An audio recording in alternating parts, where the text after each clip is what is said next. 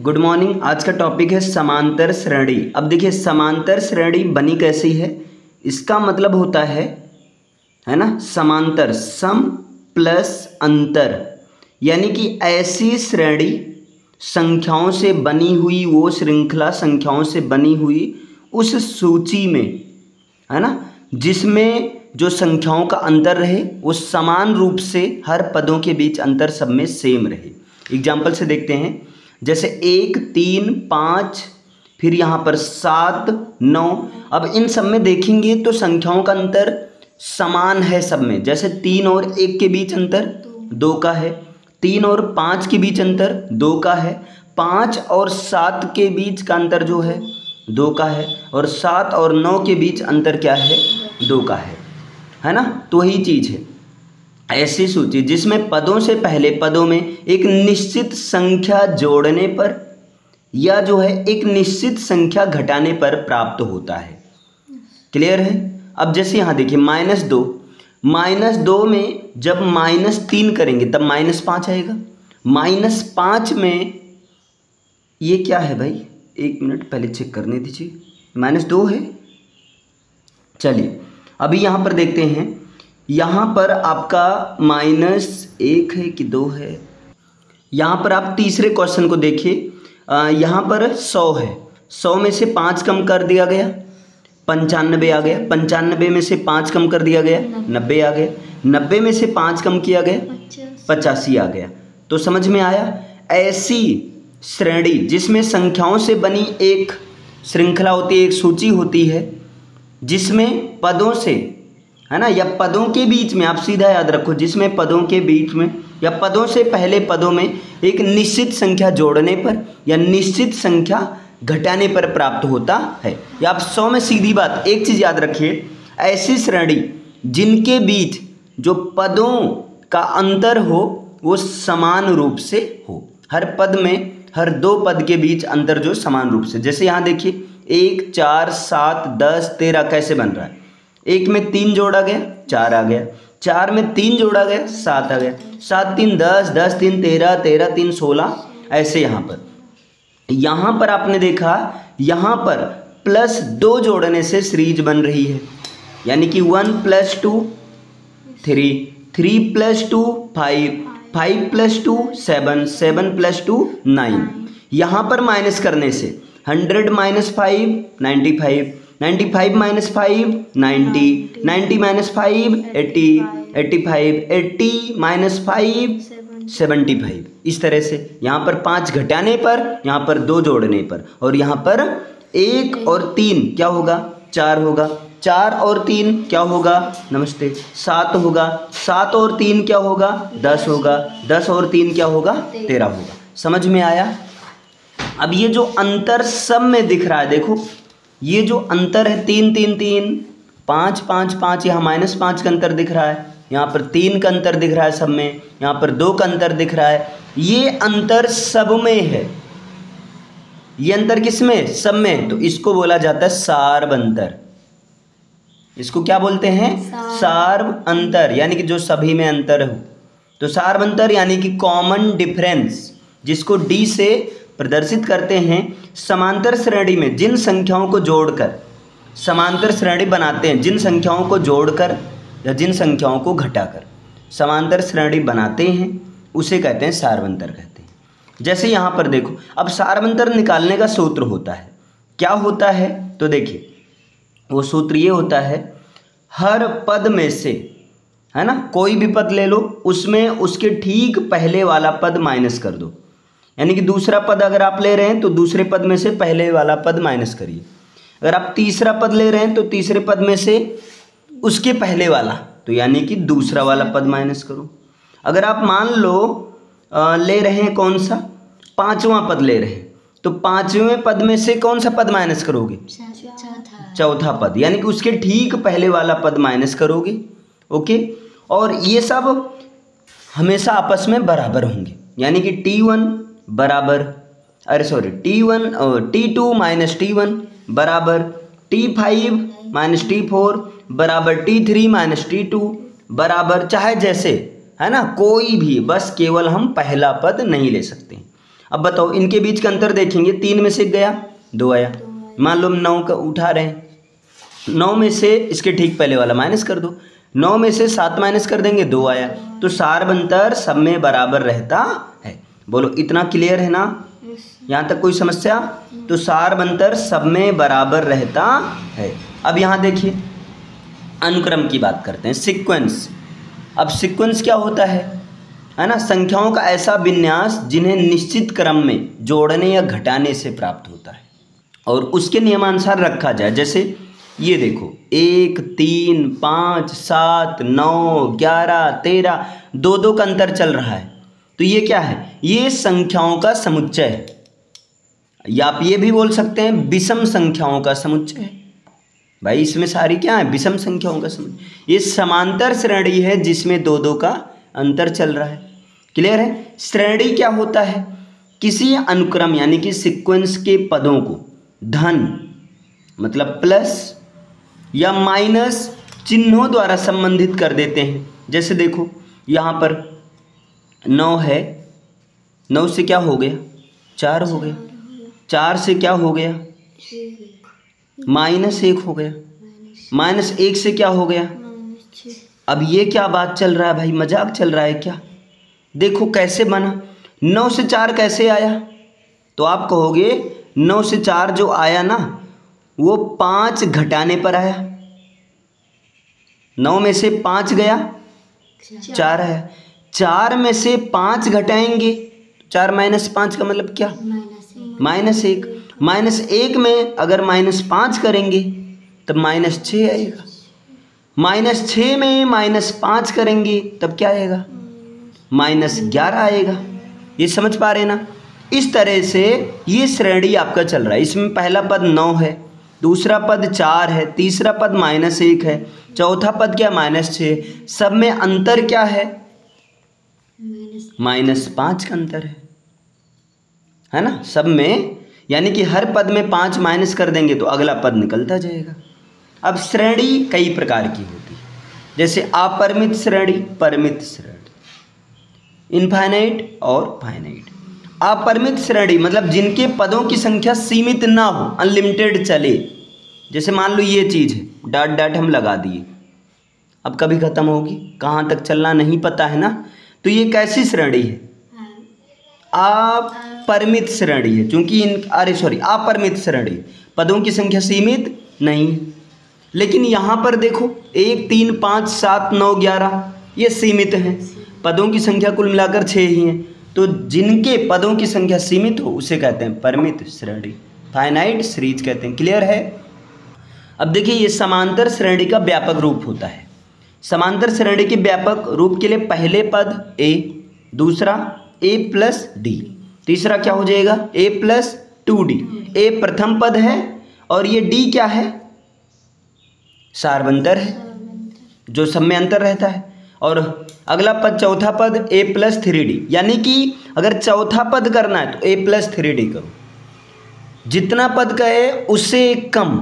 जैसे मान लो कह दें पांचवा पद तो मतलब a + 4d।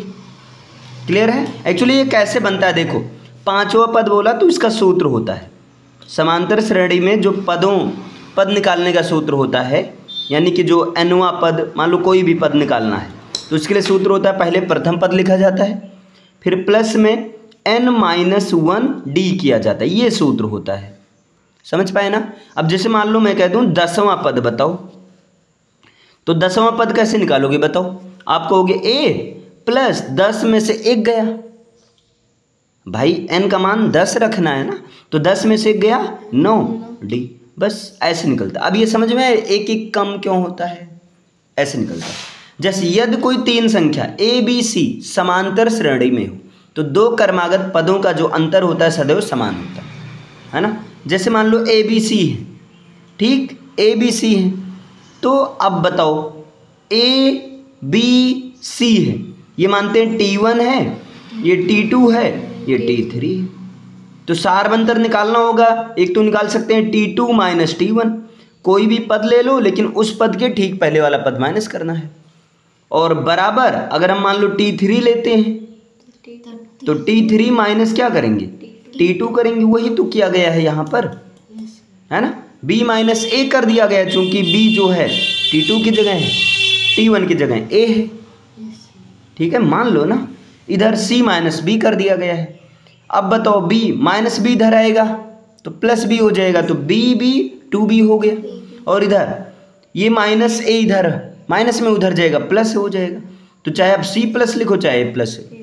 तो यहाँ मध्य पद यानी कि अगर 3 पद दिया गया हो तब उस सिचुएशन में मध्य पद निकालने का सूत्र डायरेक्ट आप होता है a प्लस सी अपान 2। लेकिन ये कैसे आया ये क्लियर है ना। आगे देखिए, बीच की संख्या का 2 गुना उस संख्या के इधर या उधर की संख्या की जोड़ के, अरे हटाओ इनको, समझ में आया ना तुमको, इधर उधर मारो गोली से, बोलो क्लियर है यहाँ तक। अब जैसे मान लो आपको क्वेश्चन देखिए, एक समांतर श्रेणी जिनका प्रथम पद दिया गया हो मान लो और सारवंतर दिया गया हो मान लो डी है, तो श्रेणी का nवां पद या व्यापक पद निकालने का अभी ये बताया गया, an बराबर होता है a प्लस n माइनस 1 और d होता है, यही सूत्र होता है। क्लियर है ना, समझ पाए। और nवां पद इसको ऐसे भी a का मतलब प्रथम पद प्लस n का मतलब पदों की संख्या माइनस 1 गुणे सारवंतर। जैसे मान लो हम आपसे कह दें एक ऐसी सीरीज है उसमें पहला पद 10 है, ठीक है, और पदों के बीच जो अंतर है ना, पदों पहला पद 10 है तो तुरंत आप कहोगे अच्छा एक मतलब 10, और जो पदों के बीच अंतर चल रहा है ना वो -7 का है। पदों के बीच अंतर कितने का है? -7 का, +7 का नहीं है। या हम कह दें चलो पदों के बीच जो अंतर है -7 है, ठीक है।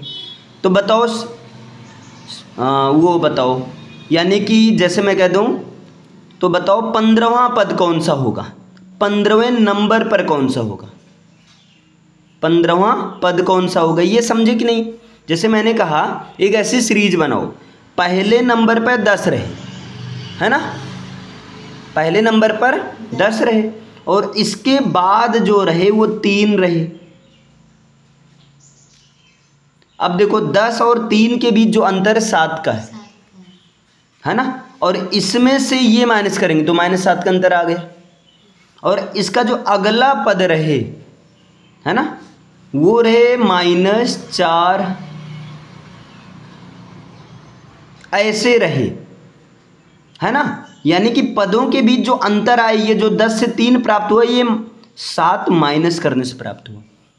3 से जो -4 प्राप्त हुआ -7, कैसे देखो 3 - 4 क्या आएगा, अरे सॉरी 3 - 7 क्या आएगा, -4 ही तो आएगा। 7 से अब यहाँ फिर अगर -7 करेंगे तब अगला पद आएगा -11। ऐसे हम पूछ रहे हैं, ऐसे बताओ 15वें नंबर पर कौन सा होगा, बताओ जरा सा 15वां पद कौन सा होगा। अब बताओ, अब जिनको ये तरीका नहीं पता रहेगा वो तो भैया लगाते रहेंगे। मान लो पूछ ले 150वां पद कौन सा होगा, मामला फंस गया ना। उस समय ये सूत्र काम आता है। सूत्र क्या है, पहले लिखो प्रथम पद, चलो हम लिखते हैं, क्या करा, पहले लिखो प्रथम पद, ओके। तो बताओ प्रथम पद कौन है, 10 है, मैंने लिख दिया। फिर कह रहा है फिर लिखो पदों की संख्या। अब बताओ फिर क्या आगे कह रहा है, प्लस कर दो, प्लस कर दिया। फिर कह रहा है पदों की संख्या में से 1 माइनस कर दो। हमें कौन सा पद निकालना है, तो 15 में से 1 माइनस कर देंगे, क्या आएगा 14 आ गया। फिर कह रहे डी गुणा करो, यानी अंतर को गुणा करो। तो बताओ सब में अंतर कितने का रहेगा, -7 का, तो यहाँ गुणा कर देते हैं -7 का। तो बताओ क्या आंसर आएगा, 10 और 14 सत्ते 98, और प्लस माइनस -98, माइनस करेंगे तो क्या आएगा -88 आएगा। मतलब ऐसे लिखते जाएंगे तो 15वें नंबर पर -88 मिलेगा, यही आंसर होगा। अब बताओ कितना आसानी से निकल गया ना। लेकिन वैसे पूरा करते रहते, एकदम जूझे रहते, लेकिन यही फायदा होता है। ओके, अब आगे देखिए, यदि किसी समांतर श्रेणी का अंतिम पद मान लो L है, उस श्रेणी का सारवंतर D है, तो हमें सारवंतर उस समांतर सरणी का अंत से nवां पद निकालना है। जैसे मान लो ये करें भैया, अंतिम पद -88 है, पीछे से आओ, आगे से मत चलो, पीछे से बताओ 10वें नंबर पर कौन होगा। यानी कि शुरू से 10वें नंबर पर अगर बात करेगा तब तो आप ये सूत्र लगाओगे ना, a + n - 1 d करोगे, समझ पाए ना। अगर ये कहते पीछे से 10वां पद, 8वां पद, कुछ भी पूछ ले, तब पीछे से निकालने के लिए सूत्र ये होगा, क्या होगा, l माइनस, यानी कि अंतिम पद तो पता ही रहेगा ना, तो l माइनस ब्रैकेट में n - 1 d, इसका मतलब अंतिम पद लिखो और माइनस पदों की संख्या में से एक कम करो, गुणा कराना, d यानी कि सार्वंतर से, इससे निकलेगा।